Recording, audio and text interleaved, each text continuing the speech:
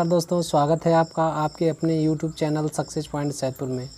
दोस्तों आज है 29 अगस्त 2020 और 29 अगस्त 2020 से जितने भी इम्पॉर्टेंट क्वेश्चन हैं आप लोगों के लिए लाया गया, जो कि प्रतियोगी परीक्षाओं के लिए काफ़ी महत्वपूर्ण है। और दोस्तों चैनल पर नए हैं तो कृपया चैनल को सब्सक्राइब कर लीजिए और वीडियो को अंत तक देखिए, जिससे महत्वपूर्ण जानकारी आपको मिल सके। तो चलते हैं आज के पहले प्रश्न पर, जिसमें आज का पहला प्रश्न है, किस ऐप के CEO ने इस्तीफ़ा दे दिया है। इस प्रश्न के 4 विकल्प हैं। पहला फ्लिपकार्ट, दूसरा फेसबुक, तीसरा टिकटॉक और चौथा गूगल। तो इसमें जो आपका तीसरा विकल्प है टिकटॉक, वह सही है। तो टिकटॉक का भारत में बैन होने के साथ अमेरिका में भी संकट का सामना हो रहा है। तो अमेरिका ने टिकटॉक की सुरक्षा का खतरा बताया है। डिज्नी के पूर्व कार्यकारी अधिकारी केविन मेयर मई में टिकटॉक के नए CEO बने थे और हाल ही में 27 अगस्त 2020 को CEO पद से इस्तीफ़ा दे दिए हैं। चलते हैं आज के अगले प्रश्न पर, जिसमें आज का अगला प्रश्न है, केंद्रीय रक्षा मंत्री NCC प्रशिक्षण के लिए कौन सा ऐप जारी किए हैं। इस प्रश्न के 4 विकल्प हैं। पहला INCC और दूसरा स्टेट NCC, तीसरा है DG NCC और चौथा है SG NCC। तो इसमें जो आपका तीसरा विकल्प है DG NCC, वह सही है। तो केंद्रीय रक्षा मंत्री राजनाथ सिंह ने NCC प्रशिक्षुओं को प्रशिक्षण के लिए DG NCC ऐप जारी किए हैं। उन्होंने कहा कि कोविड-19 के कारण प्रतिबंध से NCC कैंडिडेट पर प्रशिक्षण का प्रतिकूल प्रभाव पड़ा है। इससे इस ऐप के जरिए NCC कैडेट पाठ्यक्रम प्रशिक्षण के साथ साथ NCC के सामग्री के बारे में भी अच्छी जानकारियां हासिल कर लेंगे। चलते हैं आज के अगले प्रश्न पर, जिसमें आज का अगला प्रश्न है, केंद्र सरकार किस जिले में एयर डिफेंस कमांड की स्थापना करेगी। इस प्रश्न के 4 विकल्प हैं। पहला वाराणसी, दूसरा कानपुर, तीसरा प्रयागराज और चौथा लखनऊ। तो इसमें जो आपका तीसरा विकल्प है प्रयागराज, वह सही है। तो केंद्र सरकार तीनों सेनाओं को मजबूती देने के लिए उत्तर प्रदेश के प्रयागराज जिले में एयर डिफेंस कमांड की स्थापना करेगी। जैसा कि आप लोग जानते हैं कि LC और LOC पर भारत के साथ पड़ोसी देशों से काफ़ी तनाव चल रहा है, जिससे सरकार तीनों सेनाओं को मजबूती प्रदान करने के लिए एयर डिफेंस कमांड की स्थापना करेगी। इस प्रक्रिया के तहत सरकार अक्टूबर के दूसरे सप्ताह के दौरान प्रयागराज में भारतीय वायुसेना के नए एयर डिफेंस कमांड की स्थापना कर सकती है, जिसका मुख्य उद्देश्य तीनों सेनाओं के संसाधनों को एक कमांड के तहत संयोजित करना है। अब चलते हैं आज के अगले प्रश्न में, जिसमें आज का अगला प्रश्न है, केंद्र सरकार उड़ान स्कीम के चौथे चरण में कितने हवाई अड्डों के आवंटन को मंजूरी दी है। इस प्रश्न के 4 विकल्प हैं। पहला 32, दूसरा 37, तीसरा 45 और चौथा 78। तो इसमें जो आपका चौथा विकल्प 78 है, वह सही है।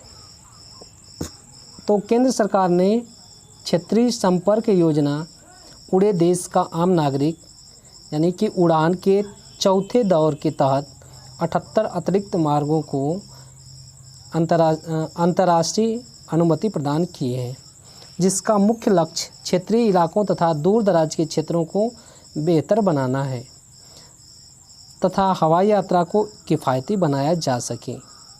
यह योजना 2016 में लॉन्च की गई थी। चलते हैं आज के अगले प्रश्न पर, जिसमें आज का अगला प्रश्न है, कौन सा राज्य कोविड-19 से मरने वाले अस्थायी कर्मचारियों को 50 लाख का बीमा कवर देगी। इस प्रश्न से पहले दोस्तों, अगर चैनल को सब्सक्राइब नहीं किए तो कृपया चैनल को सब्सक्राइब कर लीजिए तथा वीडियो को अपने दोस्तों के साथ शेयर अवश्य कीजिए। तो इस प्रश्न के 4 विकल्प हैं, जिसमें पहला है दिल्ली, दूसरा गोवा, तीसरा असम और चौथा उत्तर प्रदेश। तो इसमें जो आपका तीसरा विकल्प है असम वह सही है। तो असम सरकार ने कोविड-19 से मरने वाले पत्रकार, होमगार्ड के जवान व अन्य अस्थायी कर्मचारियों के लिए 50 लाख रुपए की बीमा कवर की मंजूरी दी है। साथ ही ग्रुप 3 तथा ग्रुप 4 के सरकारी कर्मचारियों के आयु सीमा में 2 वर्ष की बढ़ोतरी भी की है। चलते हैं आज के अगले प्रश्न पर, जिसमें आज का अगला प्रश्न है भारत सरकार के संस्कृति मंत्रालय ने कितने नए क्षेत्रों पर पुरातत्व सर्वेक्षण की घोषणा की है। इस प्रश्न के 4 विकल्प हैं, पहला 4, दूसरा 5, तीसरा 7 और चौथा 9। तो इसमें जो आपका तीसरा विकल्प है 7 वह सही है। तो भारतीय पुरातत्व सर्वेक्षण विभाग ने पुरातात्विक स्मारकों संरक्षण एवं पंजीकरण प्रक्रिया को सुविधाजनक बनाई है। इसके लिए 7 नए सर्कल जबलपुर मध्य प्रदेश, त्रिची तमिलनाडु, झांसी और मेरठ उत्तर प्रदेश, हम्पी कर्नाटक और रायगढ़ पश्चिम बंगाल और राजकोट गुजरात में बनाए गए हैं। चलते हैं आज के अगले प्रश्न पर, जिसमें आज का अगला प्रश्न है भारत किस देश के साथ नया व्यापार संपर्क मार्ग खोलेगा। इस प्रश्न के 4 विकल्प हैं, पहला भूटान, दूसरा नेपाल, तीसरा बांग्लादेश और चौथा पाकिस्तान। तो इसमें जो आपका तीसरा विकल्प है बांग्लादेश वह सही है। तो भारत और बांग्लादेश 3 सितंबर 2020 को एक नया व्यापारिक मार्ग खोलने का फैसला किए हैं, जिससे अंतर्राष्ट्रीय जल परिवहन का विस्तार करके क्षेत्रीय संपर्क को बढ़ावा दिया जा सके। अब चलते हैं अगले क्वेश्चन पर। तो अगला क्वेश्चन है कोरोना वायरस की कम्युनिटी स्प्रेड का पता लगाने के लिए उत्तर प्रदेश के कितने ज़िलों में सीरो सर्वे होगा। इस प्रश्न के 4 विकल्प हैं, पहला 8, दूसरा 11, तीसरा 23 और चौथा 41। तो इसमें जो आपका दूसरा विकल्प 11 है वह सही है। तो उत्तर प्रदेश में कोरोना वायरस के सामुदायिक संक्रमण का पता लगाने के लिए 11 ज़िलों में शुक्रवार से सीरो सर्वे शुरू होगा। इन ज़िलों में लखनऊ, कानपुर, वाराणसी, प्रयागराज, गोरखपुर, आगरा, मुरादाबाद, मेरठ, कौशाम्बी, बागपत व गाज़ियाबाद ज़िले शामिल हैं। अब चलते हैं आज के अगले प्रश्न पर, जिसमें आज का अगला प्रश्न है राष्ट्रीय खेल दिवस कब मनाया जाता है। इस प्रश्न के 4 विकल्प हैं, पहला 26 अगस्त, दूसरा 27 अगस्त, तीसरा 28 अगस्त और चौथा 29 अगस्त। तो इसमें जो आपका चौथा विकल्प है 29 अगस्त वह सही है। तो प्रत्येक वर्ष 29 अगस्त को राष्ट्रीय खेल दिवस के रूप में मनाया जाता है। यह दिवस हॉकी के महान खिलाड़ी मेजर ध्यानचंद की जयंती पर मनाया जाता है। अब चलते हैं अगले प्रश्न पर, जिसमें अगला प्रश्न है किस राज्य ने कौशल विश्वविद्यालय के विधेयक को मंजूरी प्रदान की है।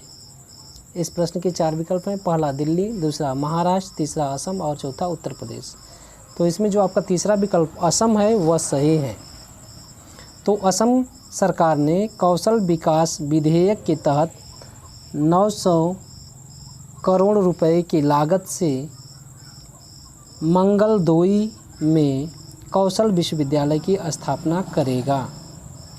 इस प्रकार से आज का जो करंट अफेयर का क्वेश्चन था वह समाप्त हुआ। जैसा कि आप लोग जानते हैं कि इसी वीडियो से संबंधित एक प्रश्न किया जाता है, जिसका उत्तर आपको कमेंट के माध्यम से देना है। तो आज का प्रश्न है किस प्रसिद्ध खिलाड़ी के जन्मदिन पर राष्ट्रीय खेल दिवस मनाया जाता है। इसका उत्तर आपको कमेंट के माध्यम से देना है। और चैनल पर नए तो कृपया चैनल को सब्सक्राइब कर लीजिए और वीडियो को लाइक, शेयर, कमेंट अवश्य कीजिए। वीडियो पूरा देखने के लिए धन्यवाद।